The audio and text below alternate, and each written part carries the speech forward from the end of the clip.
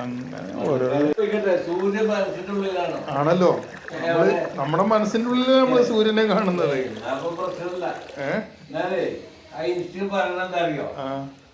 മൂപ്പര് പറഞ്ഞത് ഇതുമാറ്റം പറഞ്ഞ ഒന്നോട് സൃഷ്ടിച്ചതാ.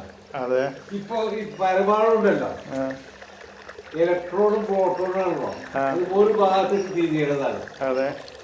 അതെങ്ങാനും ഏതെങ്കിലും ഒരു ബിരുദൻ ഇങ്ങപ്പാട് തിരിഞ്ഞ് ഒരെണ്ണം ഉണ്ടാക്കിയാൽ മതി, ബ്രഹ്മാണ്ഡം അന്ന് കഴിയുന്നതാണ്. എല്ലാം അതുപോലെ തിരിയുമ്പോൾ ഒന്നും ഇല്ലാത്തൊരു അവസ്ഥ വരും. പിന്നെ രണ്ടാമത് അതുപോലെ തിരിയുന്ന ഒരു പുതിയ ലോകം ഉണ്ടാവും. ലോകമല്ല ബ്രഹ്മാണ്ഡം. അത് ഒരെണ്ണം ആരെങ്കിലും തല തിരിച്ചു വിട്ടാ ഇപ്പൊ അടുത്തത് വലത്തോട്ടാ തിരിപോലെ അതിപ്പോ വലത്തുനിന്ന് ഇങ്ങപ്പാട് തിരിക്കാല് അത് ബ്രഹ്മാണ്ഡം അവസാനം.